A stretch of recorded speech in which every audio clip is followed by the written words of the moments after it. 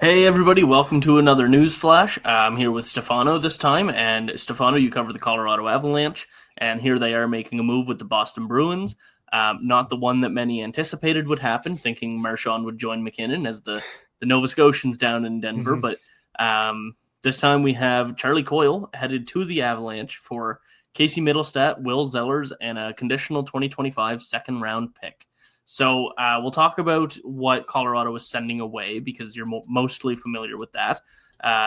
So Mittelstadt, Zellers, really good prospect Zellers is, Yeah. or could be a really good prospect. He's looking good right now in the USHL. What are your thoughts on that? Mittelstadt, obviously, we'll start with them. He's going to be a big reclamation project for them. Obviously, when they first flipped him for Bowen Byram, he performed really well, but this year he has not performed well. They have tried to move him to multiple lines, multiple line mates to see if anything can go in, and it just hasn't worked out with after that extension. So they bring in another defensive forward. Will Zellers for me is one of my favorite house prospects that they drafted in the third round. He is a bit undersized, around 5'9", but he's lighting the USHL up. He's heading to the North Dakota in the NCAA next year, which is where I expected him to make a big step forward in his game and really see who he can become. And the second round pick is this year at 2025. They have one pick left this year, and that's a seventh round pick.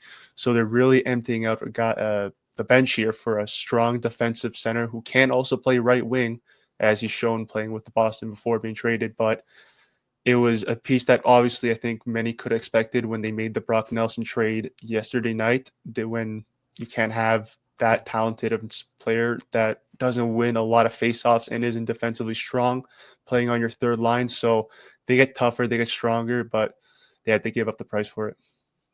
Yeah, I think it's a big deal. I mean, obviously, you just moved Byram from Middlestat, and so Mm-hmm. now you're essentially moving Byram for Coyle.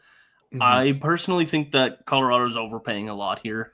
Middlestat, I mean, he's got a ton of potential. Like, even right now, it's clear that the Avalanche are kind of frustrated with his play, and he's still like over 40 points. He's on Yeah. track for, which is pretty good, and probably 18 goals or so. Mm-hmm. He had one really good season in Buffalo with 59 points, and Yeah. you're hoping to see more of that. But like you said, a bit of a reclamation project at this point.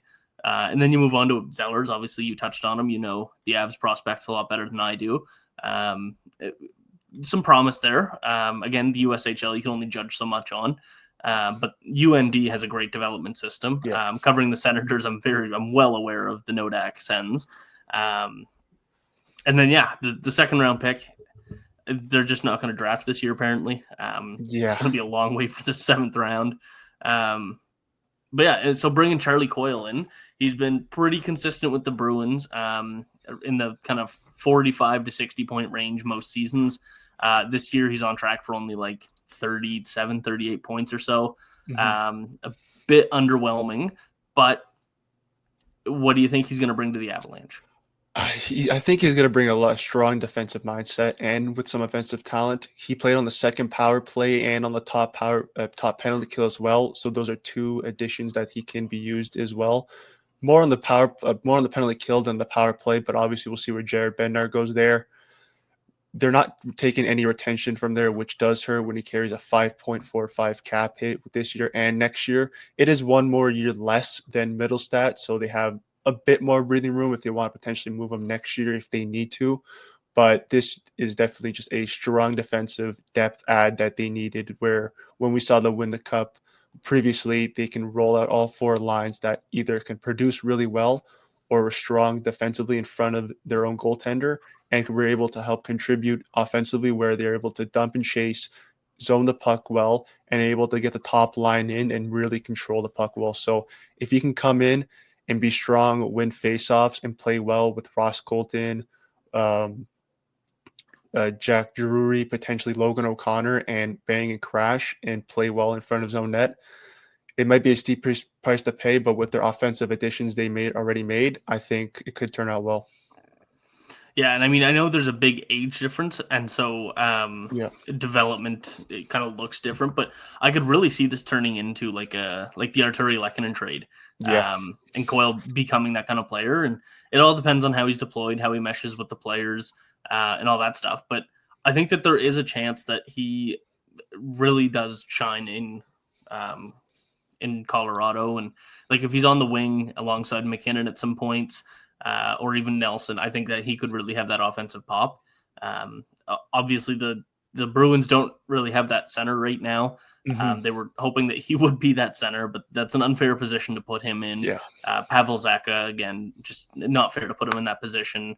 Elias Lindholm's not working. So he's done really well when playing with really good players. He's not going to drive his own line, but he can be a really good defensive player while also being versatile enough to put him on like the top line with McKinnon and see him light the lamp.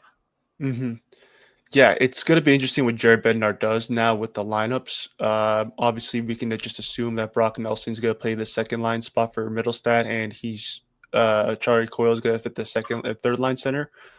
He has played right wing, as stated before, so if they need to potentially see what Nelson could look like with Coyle, or do they just play it safe and play him the third center, it will be interesting to see what Jared Bednar does, but it's a heavy price to pay for someone that they just thought they had better looking come last trade deadline with in the Bowen Byron exchange. And obviously, as we're seeing with a lot of the draft picks moved and prospects, the Avalanche and pretty much everyone in the Central are all in. So it could be almost a stock up of ammunition and saying, hey, if they're getting a defenseman, we got to get a forward. If they're getting a depth 6 guy, we got to get another one to match additions.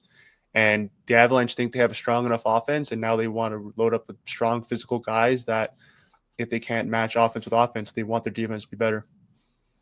Yeah, that's great. So thank you for joining me for this. This has been one of the bigger deals of the day, I think. It's not definitely a notable one. Definitely a notable one.